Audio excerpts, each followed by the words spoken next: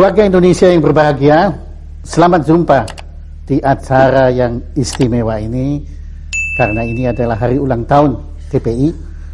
Dalam suasana yang istimewa, karena ruangan ini tidak kurang adalah salah satu ruangan di Istana Merdeka, kebanggaan kita bersama, dengan bintang tamu yang istimewa pula, yaitu insan nomor wahid di bumi Nusantara ini, yaitu tidak kurang adalah Gus Dur. Ya, selamat malam Gus Dur. Ini kebetulan malam acara ini. Cuma dibilang istimewa ini kayak martabak. Ya, waduh, sudah 1-0 dulu. Oke, ya. Oke, Gus, begini, Museum Rakyat Indonesia itu menobatkan Gus Dur sebagai pemegang rekor presiden yang paling cepat keliling dunia, karena dalam waktu yang sangat singkat Gus Dur itu telah berkunjung di sekian negara, sudah nggak terhitung sampai negaranya itu. Dan yang menarik adalah semua pengiring Gus Dur waktu keliling dunia itu mengaku capek semua, karena bayangkan pagi hari ada seminar di Singapura, kemudian ketemu dengan Goh Chok Tong, malam harinya makan malam dengan Mahathir Mohamad di Kuala Lumpur, besok paginya sudah di Thailand kunjungan negara, dan besok paginya sudah di negara lain. Jadi semua ngaku capek. Nah, Gus Dur sendiri apa nggak capek itu, Gus? Enggak, wong potongannya pengembara. Jadi ada apa? Bilang itu presiden keempat itu bukan yang paling gila, tapi yang bikin orang lain gila. Iya, orang lain jadi gila semua. Tapi biasanya kalau orang normal itu ya, maaf ini bukannya saya bilang Gus Dur abnormal, tapi biasanya orang normal. Oh, enggak apa-apa, nggak ada jamunya. Ya, biasanya kalau orang normal itu kan ada jet lag, terus ngantuk, itu ini Gus Dur apa enggak ada itu, Gus Dur? Ya, saya ini tidur itu ngaso. Jadi karena itu kalau sudah bisa tidur ya sudah. Yang problem kalau nggak bisa tidur itu. Tapi jarang sekali. Tapi selalu bisa tidur ya, Gus? Bisa. Iya. Apalagi Gus sama tidur atau nggak tidur nggak terlalu kelihatan ya bedanya ya. Ya, nggak lihat. Nggak lihat. Tidur nggak tidur tetap nggak lihat. Dan yang luar biasa sekali, Gus, waktu di Singapura itu kan Gus Dur menjadi superstar yang larisnya nggak kalah ketimbang Mick Jagger. Karena waktu itu Gus seminar, orang sampai antri beli tiket seminar yang mahal sekali harga Singapura itu. Itu bagaimana kok bisa gitu, Gus? Ya, saya bilang orang-orang itu ya dibilang pinter ya bodoh, dibilang bodoh ya pinter. Masa mau lihat saya saja beli tiket?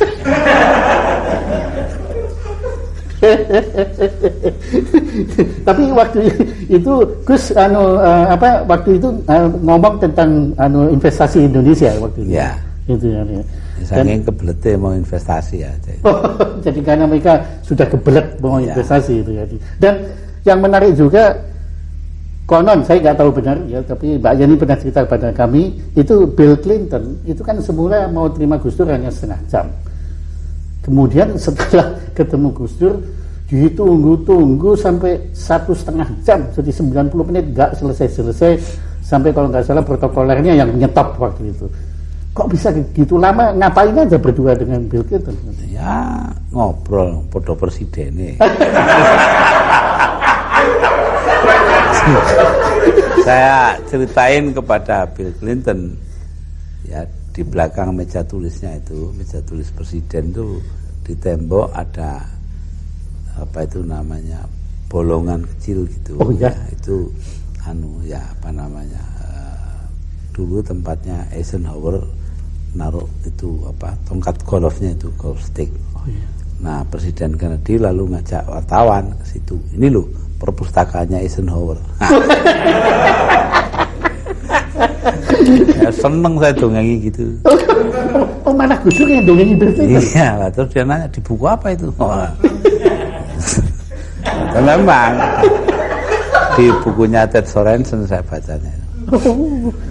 Jadi Bill Clinton sendiri malah nggak tahu ceritanya itu ya. Ya, enggak, masa presiden kok baca buku. Oh, Di Amerika presiden baca buku itu artinya dia nganggur. Nah, kalau di sini presiden harus baca buku karena memang nganggur. aduh.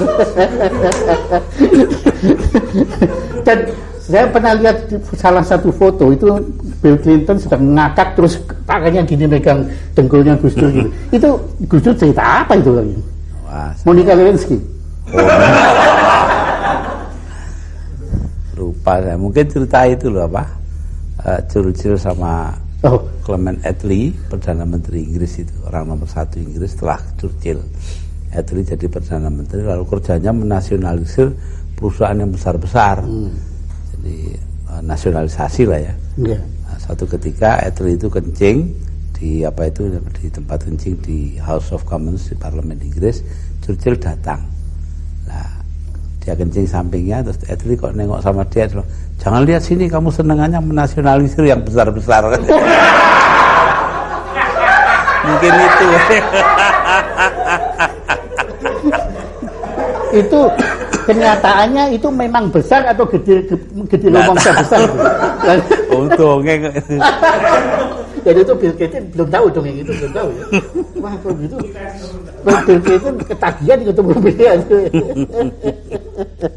Tapi di samping bicara tentang Churchill, bicara tentang golf itu, apalagi yang dibahas selama 1,5 jam itu kan lama. Oh ya, itu apa namanya, mengenai penanaman modal Amerika di luar negeri termasuk di Indonesia. Ya, bagaimana dia akan membentuk kelompok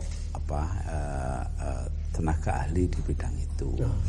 Cuma sayang ya, saya tidak berani ngomong karena dia tidak paham. Kalau saya ngomong, sebenarnya saya mau bilang, saya tadinya itu, ya Anda nyiapkan tenaga ahli, kami sudah punya calon ahli di NU itu banyak calon ahli kubur. Ada seorang kenalan kami di NHK Jepang, itu dia cerita katanya waktu Gus Dur dipilih menjadi presiden tuh banyak orang nggak kenal Gus Dur itu siapa di sana ya, dan kemudian mereka juga siapa sih meragukan, tapi yang istimewa itu kemudian kalah sama Gus satunya ya, Gus apa ya, Gus Mauzanana. Ya. Iya. Ah, ya.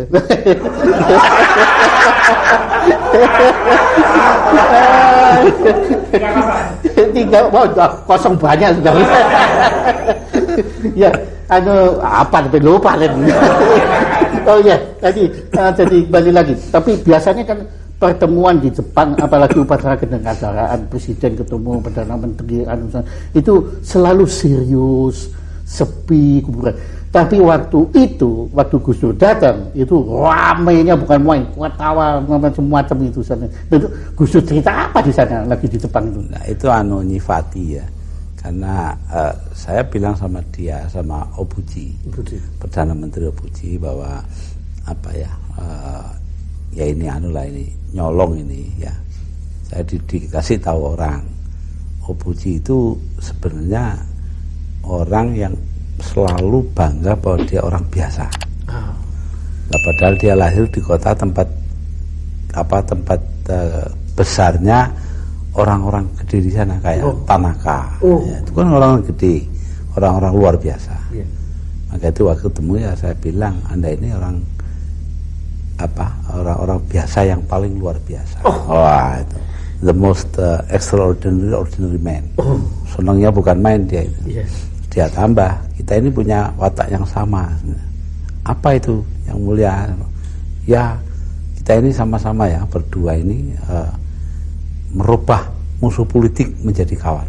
Nah itu ya, alhamdulillah. Nah, jadi guyon gitu-gitu saja. Iya. Dan dia senang sekali. Iya, cocok ketemu yang cocok itu. Iya. Itu dan dia juga kesini juga cocok betul itu. Iya, dan beliau menguasai bahasa Inggris langsung atau pakai terjemahan? Pakai terjemahan. Oh, itu yang lucu dengan yang terjemahan itu. Nah, itu yang paling lucu yang punya RRC. Nah, dulu ya, bukan zaman saya ini. Iya. Nah, itu ada delegasi militer dipimpin Amerika, dipimpin oleh kepala gabungan, kepala staf.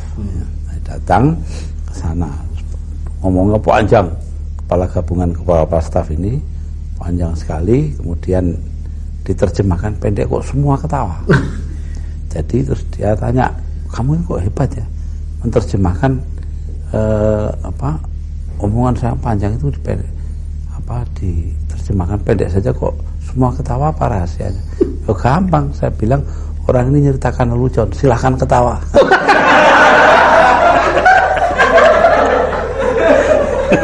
Ini mereka tertawa, saya nggak bilang lelucon tuh. Mereka ketawa semua. Nah, yang ramai lagi, saya dengar waktu Anda ke Arab, itu Gus Dur kan pidato dalam bahasa Arab. Itu orang-orang Arab ketawa semua ya lucunya. Tapi yang paling lucu katanya orang-orang Indonesia yang tidak bisa bahasa Arab juga ikut ketawa waktu itu semua. Kenapa tuh? Nah, itu karena seperti kata Pak Yudhoyono, kami tidak bisa bahasa Arab, kami ketawa karena melihat orang Arab ketawa.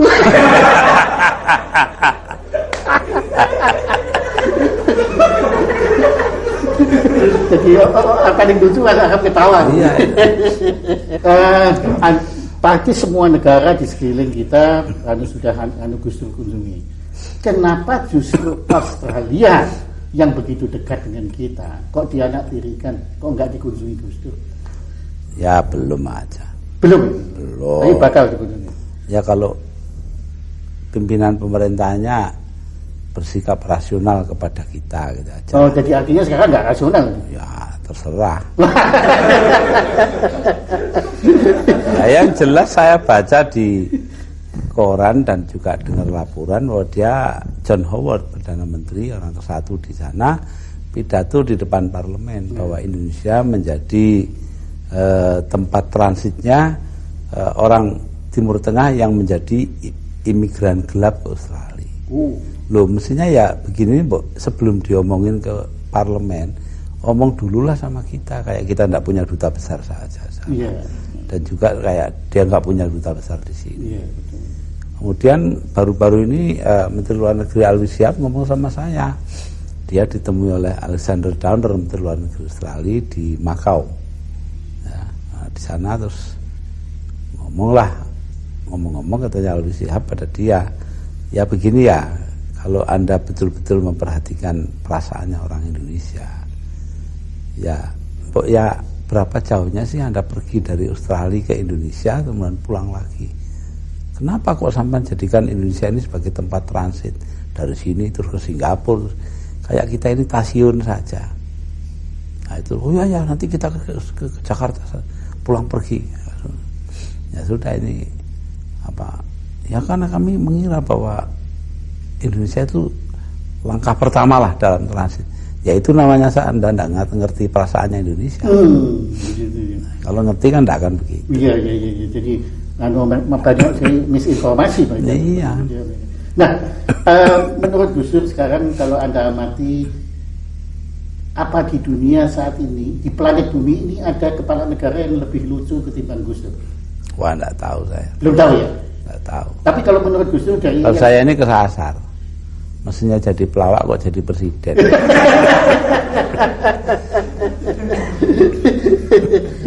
Tapi ngomong-ngomong Gus, ada yang iri juga loh terhadap kelucuan Gus Dur ini, yaitu teman kita yang namanya Arief Budiman itu yang ngungsi ke Australia sekarang itu Gus. Dia itu kan pernah ngomong Gus Dur itu sekarang nggak ada waktu ngurusin negara karena waktunya habis untuk koleksi lelucon gitu. Nah itu gimana komentarnya si Arief itu kan?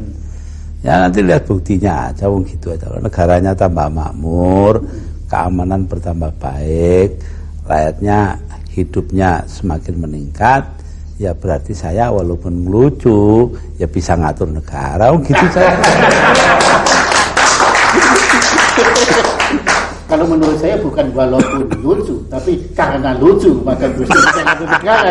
Wah itu Anda sendiri ya. Dan saya sama Arief terlalu bertentangan loh. Ya. Nah, tapi saya menghormati Mas Arief kok. Pendiriannya bagus, sering bagus. Ya. Kalau sekali-sekali salah, iya. nggak apa-apa, manusia itu tempatnya salah dan lupa. Nah, Gus, ngomong-ngomong dulu kan sebetulnya ya Gus itu kan tidak ada persiapan atau mempersiapkan diri untuk menjadi presiden sebetulnya. Ya lebih banyak Siapnya kan? Ya, tapi tidak mempersiapkan diri. Nah gitu. Ya. Suruh jadi ya jadi. Iya. Gitu. Tapi kalau nggak salah kan sampai detik terakhir kan sebetulnya kan Gus juga tidak menduga kalau Gus terpilih menjadi presiden, betul kan? Sebetulnya sudah ada beberapa orang yang bilangin saya akan jadi presiden. Cuma ya saya diam aja ya. Soalnya bukan apa-apa.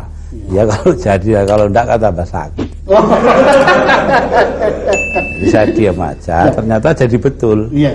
Sekarang saya bingung, mereka itu betul-betul apa ya, sakti apa tidak. Gaya hidup Gus kan waktu itu setelah menjadi presiden kan harus juga berubah. Oh iya. Protokoler, antara lain yang paling populer adalah kebiasaan Gus pakai sandal yang harus pakai sepatu itu. Iya. Itu rasanya gimana Gus waktu pertama? Wah ya, sampai sekarang kakinya masih panas saja itu. Dan saya senangannya baju pendek, saya harus baju panjang. Oh iya benar. Tapi ya sudahlah, kalau dibandingkan nasibnya rakyat orang banyak, sudah ini apalah artinya sepatu sama hem panjang itu. Betul juga Gus di situ. Nah, kemudian tadi Gus sudah nyebut bahwa ibu memang mau ke istana. Tapi anak-anak gimana waktu itu? Komentar dari anak-anak kan Gus kan ada 4. Ya semuanya ada yang ikut, ada yang tidak. Sekarang pun ada yang dekos di luar. Oh. Dekat UI karena dia kuliah di UI pagi dan sore. Jadi ya nggak tahu pulang sini ya kapan ada kosong pulang. Jadi dia indekos di sana ya? Iya. Karena lebih praktis ya? Iya. Jadi apa bebas nggak harus di sana ya? Iya. Tapi kalau menurut protokolnya biasanya anak-anaknya juga boleh tinggal di luar boleh kan? Ya satu tinggal di Ciganjur. Oh, ada satu lagi. Ya karena sekolahnya di Cinere dekat. Oh, ya. Nah, yang menarik Gus juga waktu Gus masih tinggal di Ciganjur, itu kan becak kan boleh berkeliaran di daerah sana Ciganjur gitu. Nah, tapi yang menarik belakangan setelah Gus pindah ke istana, itu pemerintah daerah kok mengeluarkan peraturan becak nggak boleh lagi berkeliaran ini. Apa karena di sana Gus Dur nggak perlu becak? Oh enggak, memang dari dulu kan becak nggak boleh. Oh di sana nggak boleh? Nggak boleh. Oh. Di seluruh Jakarta nggak boleh, hanya di daerah perumahan, bukan jalan-jalan yang dilalui mobil. Nah kemarin ini digunakan kesempatan karena saya minta perhatian agar mereka itu dilindungi. Nah, pengertian dilindungi ini kalau pemerintah daerah ya nasibnya. Tapi kalau mereka ya boleh becak gitu loh. Padahal sudah saya ingatkan, masa manusia sama dengan kuda. Narik becak itu kan sama dengan kuda. Itu maksudnya orang yang larang becak itu. Nah, jadi ini ada ada perbedaan penafsiran. Iya. Jadi tidak hanya Quran saja, omongannya orang aja bisa ditafsirkan keliru. Iya. Dan memang belakangan ini kan banyak ucapan Gus Dur yang memang juga disalah tafsirkan gitu. Iya. Di situ ya. Iya. Nah, sejak awal Gus Dur terpilih menjadi presiden, Gus Dur kan mempersilahkan untuk dikritik. Iya. Ya, dan memang setelah itu Gus Dur benar saja banyak yang pihak-pihak mengkritik Gus Dur, baik kritik yang masuk akal maupun kritik yang masuk akal. Tetapi antara lain sikap Gus Dur itu kan memang kadang-kadang misterius. Kadang-kadang kalau ngomong kan berhenti, kemudian kita terpaksa menafsirkan sendiri sehingga banyak orang-orang yang tidak kenal Gus Dur itu makin salah tafsir terhadap Gus Dur. Nah, antara lain dalam gerak kepresidenan Gus Dur ini, terutama dalam mengatasi masalah yang kita paling parah pada saat ini, yaitu ancaman disintegrasi. Yaitu banyak pihak menilai Gus Dur lamban. Mereka menilai lamban. Nah, menurut saya ini kan salah satu kekeliruan tafsir lagi yang mungkin perlu kita ketahui langsung dari Gus Dur. Jadi sebetulnya bagaimana Gus ini mengenai masalah penanganan Gus Dur terhadap disintegrasi? Saya rasa yang paling penting ya, kita harus melakukan identifikasi kelompok-kelompok mana yang secara strategis harus diajak berunding. Itu yang paling pokok dan itu makan waktu. Itu yang seolah-olah lamban itu di situ. Jadi nggak bisa langsung ya? Nggak bisa. Sama saja kalau yang bilang lamban, saya bilang silakan Anda coba sendiri kalau bisa gitu. Jadi proses. Iya, itu semua ada. Seperti Aceh, sampai hari ini aja belum selesai. Ini barusan mau rekam ini, saya dapat dapat laporan bahwa keadaan di Aceh semakin panas. Itu satu contoh. Jadi tidak semudah yang kita inginkan. Tapi ya alhamdulillah pelan-pelan sudah mulai baik. Iya. Jadi gimana kalau perlu ya kita harus keras. Umpamanya contohnya di Maluku. Maluku itu saya minta kepada Laksamana Widodo sebagai Panglima TNI itu untuk bertindak keras, menggeledah rumah-rumah mencari senjata kan. Kemudian orang-orang dari sini yang bersenjata naik kapal laut sebelum mendarat di Maluku digeledah polisi dulu. Kalau ada yang senjata yang ada dipegang dengan orang-orang yang ditangkap.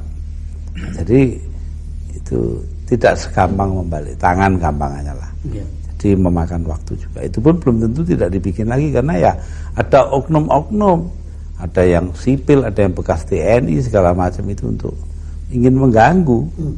Ya, kenapa? Karena privilege mereka atau kenyamanan mereka terganggu oleh keadaan sekarang. Reformasi ini ya. Iya. Jadi ini semacam upaya menstatus quo-kan posisi ini. Betul. Jadi seperti yang kemarin terjadi di Mataram itu sudah jelas semua. Jadi sebetulnya Gus Dur sudah tahu orang-orang itu. Sudah tahu semua. Nah, ini kita tidak bisa berbuat karena nggak ada bukti. Gitu. Nah itu Gus yang perlu supaya secara hukum kita harus membuktikan. Nah, ini orang yang nggak ngerti kan itu lamban segala macam. Nah, cari buktinya itu yang sulit. Iya. Karena mereka dalam melakukan itu cukup terampil sehingga jebakan-jebakan perangkap hukum itu nggak bisa kena semua itu. Jadi itu Gus saya kira yang perlu masyarakat luas tahu supaya bisa memahami itu. Ya saya rasa memang yang perlu dimengerti oleh semua orang itu. Dan juga bahwa karena mereka itu istilahnya itu ada di di tempat gelap, kita di tempat terang, mereka bisa ngelempar seenaknya. Jadi mereka bisa bikin kerusuhan di mana saja. Tetapi tidak usah takut. Pemerintah sudah bertekad untuk menyelesaikan masalah ini. Jadi begitu kejadian satu tempat langsung digarap, dan begitu digarap maka ya tentu saja mereka akan lari. Iya.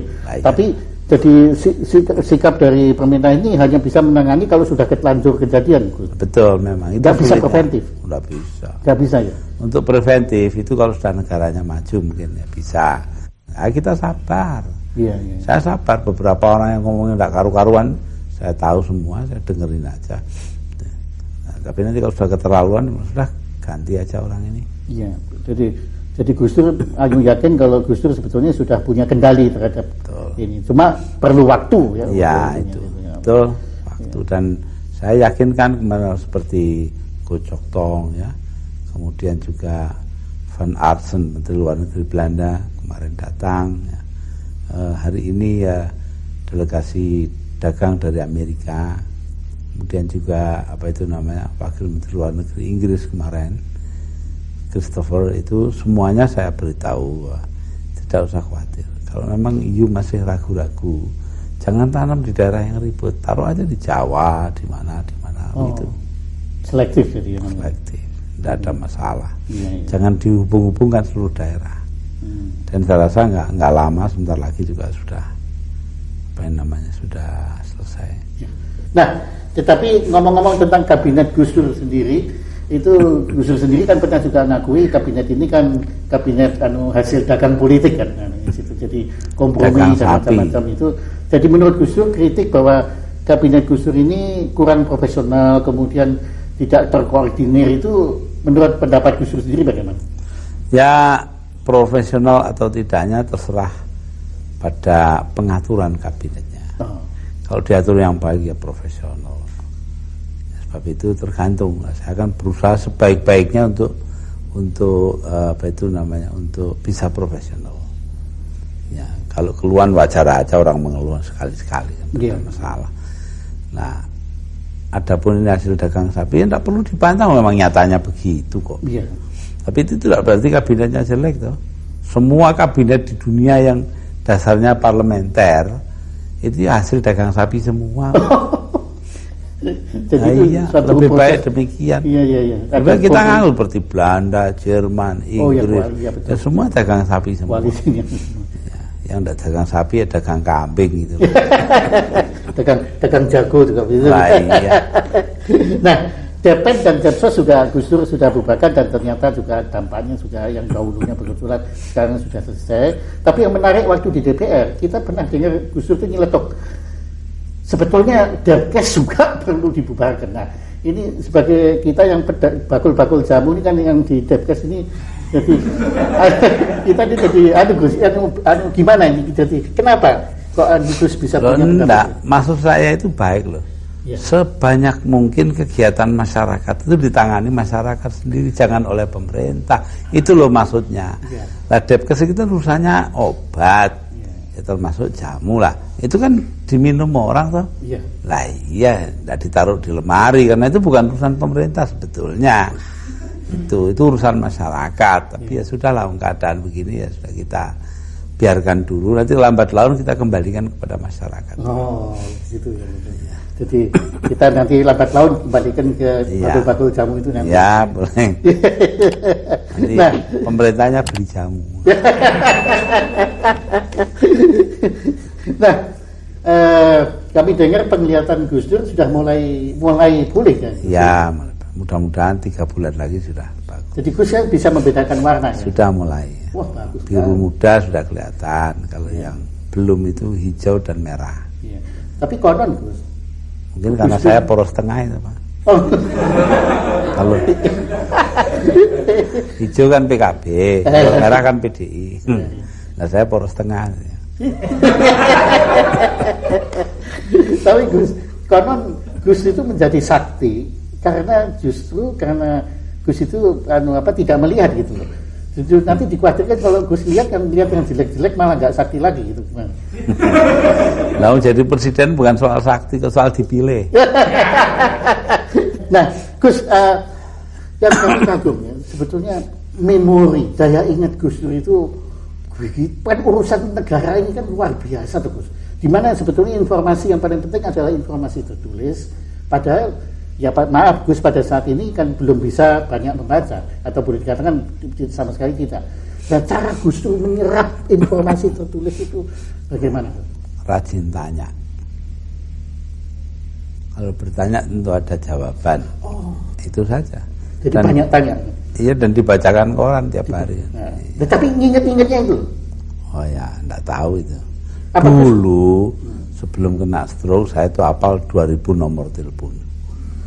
Sekarang ya mungkin tinggal 10.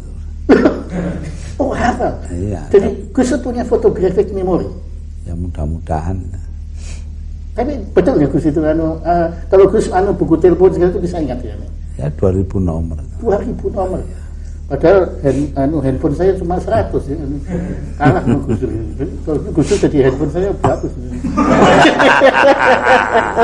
10 handphone. Gus handphone saja. Nah kemudian kalau pidato-pidato kenegaraan itu Gus mempersiapkannya bagaimana Gus?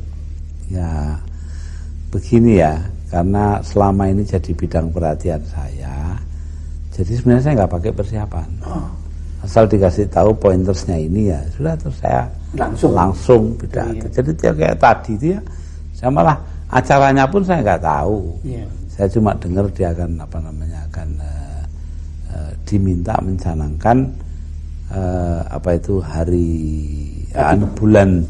bulan keselamatan dan kesehatan kerja ya. K3 yang saya bilang ini kok kayak nama jamu saja. Nah itu jamu kaki 3 itu. Kayak obat saja. Iya betul. Nah, terus saya dengar itu, saya ya dengerin waktu menterinya laporan gitu kan. Ini tahu masalahnya situ. Sudah langsung apa yang terpikir oleh saya, reaksi terhadap omongan itu saya keluarkan. Kalau kena kebetulan alhamdulillah, kalau enggak kena ya salahnya yang dengar, gitu saja kan. Tapi sampai saat ini selalu kena terus ya. Ya, mudah-mudahan. Iya. Nah, Gus, tentunya belakangan ini tanpa kita peduli omongannya Arif Budiman itu, Gus kan punya koleksi lelucon-lelucon baru yang ada kaitannya dengan kepresidenan Gus ini. Kira-kira apa Gus yang baru-baru ini? Oh ya, enggak ada. Ngomong kepresidenan itu kan serius ya, bukan lelucon. Tapi tidak ada yang lucu-lucu atau memang sudah lucu sendiri gitu. Nah, yang lucu ya dari luar. Itu dapatnya. Iya. Contohnya itu pemerintah dapat kritikan. Ada kiai tua dilapor oleh kiai muda. Ini masyarakat tuh sering bontokan satu sama lain mencaci maki. Lah bahasa Jawanya kan madani. Dari podo. Jadi kiainya tua ini entah salah paham, entah main-main, atau dia bilang ya ini akibat dari pemerintah sendiri loh. Kenapa?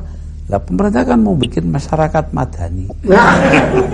Padahal masyarakat madani itu maksudnya masyarakat berdaan. Ya kalau nggak salah Gus kan punya juga tulisan yang waktu itu saya dengar waktu makan malam itu mengenai di rumah sakit jiwa yang orang mancing loh. Oh itu sih. Itu perlunya dokter itu siap-siap mempersiapkan diri dan tahu persis keadaan pasiennya. Jangan kayak dokter jiwa yang masuk sebuah rumah sakit jiwa dan di situ melihat pasiennya pegang lidi itu ada benangnya, itu masuk ke baskom ada airnya. Orang itu ngadepi baskom itu langsung kan wah ini mesti cari ikan ini gitu loh. Jadi dia bilang dokternya itu sama orang itu, wah sudah banyak ikan dapat ini. Jawabnya, dokter gila apa masa begini dapat ikan? Jadi tidak karuan yang mana yang gila, mana yang pasien. Ya, jadi kayak negara kita saat ini Gus ya. Nah Gus begini, jadi para pemirsa ini menyaksikan acara istimewa bersama Gus ini dalam rangka ulang tahun TPI Gus. Apa kira Gus Dur berkenan menyampaikan mungkin pesan-pesan Gus Dur pada kita semua Gus dalam menghadapi. Saya itu bingung dengan TPI. Itu saja. Kenapa? Yang terkenal kan semua tahu. Sholawat Badar itu tuh. Jadi lagu Sholatullah Salamullah ala Toha Rasulillah itu. Oh iya. Nah, itu ini dibikin oleh Kiai Ali dari Tuban dan dibuat aransemennya oleh Kiai Ahmad Siddiq dari Jember. Oh. Nah orang yang tidak tahu Sholawat Badar namanya sih Badar. Badar itu ahli Badar, orang Badar itu perang. Lah ya lah, begitu kok minta damai itu loh. Kan ya aneh tuh, saya itu kok bingung. Loh orang minta perang kok minta damai kok nyanyi perang itu. Ya enggak tahu, saya enggak ngelarang loh ya. Setelah mau TPI mau terus ya silakan, tapi bertentangan itu harapannya dengan nyanyiannya. Oh jadi itu termasuk kelirumologi itu Gus ya? Ya itu. Atau keliru mengerti. Sama dengan itu apa? Orang Indonesia yang naik kapalnya tenggelam, tinggal batang kayu yang besar, dan di situ ada orang Perancis sama orang Inggris. Nah, bertiga mereka di situ kedinginan, atau ada botol liwat. Pegang di saut kena, ternyata itu ada jinnya Aladin gitu. Wah saya jin Aladin, masing-masing boleh mengajukan satu permintaan. Wah kata Inggrisnya, saya lahir di London, kebangsaan saya Inggris, saya kawin dengan orang Inggris, teman kerja saya Inggris, semuanya Inggris, tolong saya dikembalikan ke London.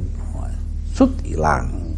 Satunya lagi bilang, wah saya orang Perancis, kawin dengan orang Paris, beranak di Paris, kerja di Paris, temennya di Paris semua, tolong kembalikan saya ke Paris. Hilang. Nah, ganti orang Indonesia kan. Anda gimana? Wah sini kok sepi ya, nggak ada temennya, tolong kembalikan yang tadi. Kumpul lagi ya. Itu mentalnya orang Indonesia. Iya Gus. Nah, Dan ini konon Gus akan melanjutkan rekor keliling dunia Gus lagi. Ya. Dalam waktu dekat Gus akan ke Eropa Gus ya. Iya, ya. Nah ini banyak yang dengar Gus akan ke Davos. Ya di Swiss itu indah sekali memang. Kami pernah ke sana, daerahnya itu memang indah sekali gitu ya. Nah, Dan apalagi di bulan sekarang ini kan kondisinya sangat menarik di sana. Nah, Gus, kenapa Davos? Di sana berkumpul para pengusaha dan pemimpin pemerintahan. Saya kebetulan disuruh bicara. Oh, jadi karena itu saya akan dari seluruh dunia itu? Ya. Itu pertemuan apa? Pertemuan ekonomi sedunia ya? Ya, pertemuan ekonomi yang terpenting di dunia. Jadi saya disuruh bicara ya mengenai mungkin hubungan Islam dengan dunia usaha. Wow. Nah, dari sana saya mau ke Prancis, Prancis, Inggris, Belanda, Jerman, Italia, termasuk bertemu dengan Sri Paus di Vatikan. Kemudian melihat teman saya, Presiden Havel dari apa itu namanya Cekoslovakia. Ya, kemudian saya pergi ke India. Itu Gus sudah kenal sebelumnya ya? Sudah, saya sudah pernah seminar di sana. Dia seorang penyair ya? Ya, penyair. Juga dramawan. Oh, dramawan. Ya, jadi kayak Arswendo. Ya, kayak Arswendo. Tapi nggak pernah dibui. Oh, nggak tahu ya saya. Apa Havel pernah dibui? Pernah dia pernah waktu itu. Pernah ya. Iya, jadi ya sama kalau itu sama. Benar. Nasibnya sama lah. Cuma dulu itu ada kejadian. Waktu saya seminar di sana ditutup dengan sebuah acara di katedral. Nah, baca doa-doa bersama di mana katedral di Praha. Oh, di Praha. Iya di Praha betul. Itu di katedralnya. Nah, itu jejer istananya dengan katedralnya. Iya, saya duduk samping saya itu ada seorang bekas presiden dari Bulgaria. Orang ini dari kecil memang aktif di Partai Komunis. Jadi tidak tahu agama. Nah, ketika dimulai maka doa bersama itu dimulai oleh Dalai Lama. 15 menit bahasa Tibet, tidak ada yang paham. Iya. Yang kedua Syekh Ibrahim dari Maroko, bahasa Arab yang tidak ada yang paham. Kecuali dia sendiri. Beberapa orang ya saya paham lah, berapa jam. Kemudian habis itu Uskup Agung yang pegang katedral itu ya, pakai bahasa Latin, tidak ada yang paham. Tiga-tiganya akhirnya si Bulgaria tanya saya, ini pertemuan ini prosedurnya masih lama. Oh, prosedur ya. Dia tidak tahu bahwa itu acara agama. Apa namanya nggak tahu, doa bersama, pokoknya bagi dia prosedur. Kayak prosedur protokoler. Nah, itu dari Praha saya akan ke New Delhi, berbicara di Jawaharlal Nehru University, di samping ketemu dengan Perdana Menteri ya, dengan beberapa orang lain. Nah, kemudian 2 hari di sana saya ke Korea Selatan.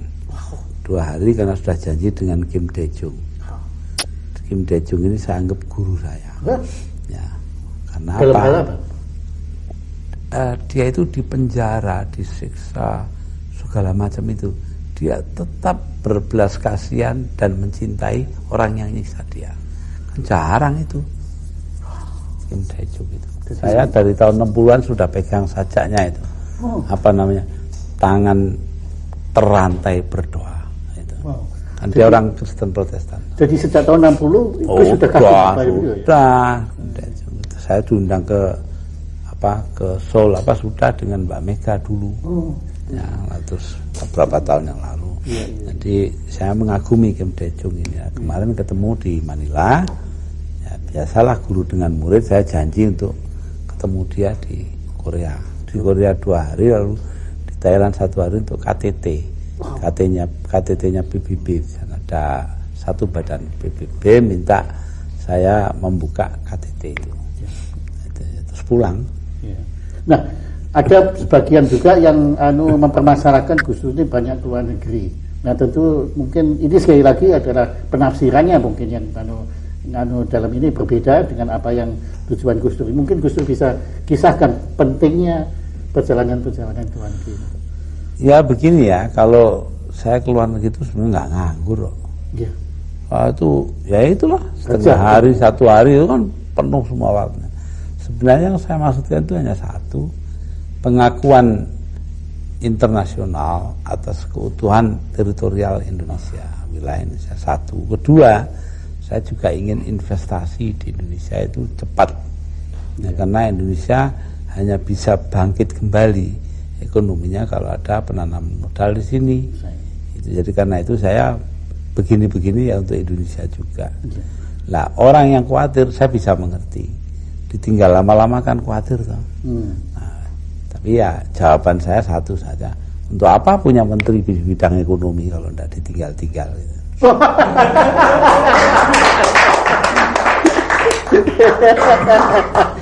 Sekarang betul-betul sebagai penutup Gus, ada pesan kepada kita semua Gus dalam menghadapi masa depan bangsa Indonesia tercinta ini. Saya rasa yang terpenting itu loh, kita harus punya rasa mengabdi kepada bangsa dan negara. Ini yang paling penting. Kalau ini bisa saya tanamkan dalam masa saya menjadi presiden ini, ya alhamdulillah, berarti memang benar kata orang, bangsa Indonesia itu adalah bangsa yang baik hati. Suka lupa keburukan orang, ingat terus kebaikan orang. Itu saya rasa mudah-mudahan kita, sebab dengan kita mengabdi kepada kepentingan bangsa dan negara dan mendudukkan kepentingan kita sendiri di tempat nomor 2, maka kita akan bisa mengangkat derajat negara kita. Ini yang membuat Amerika besar, ini yang membuat Republik Rakyat Cina besar, Jepang besar, ya, karena semuanya memegang kebanggaan dirinya sebagai bangsa. Yang katanya Bung Karno meminjam ucapan dari Ernest Renan, raison d'être, sebab adanya sebuah bangsa itu apa. Nah, itu. Nah, jadi ini penting sekali diingat. Terima kasih Gus Dur.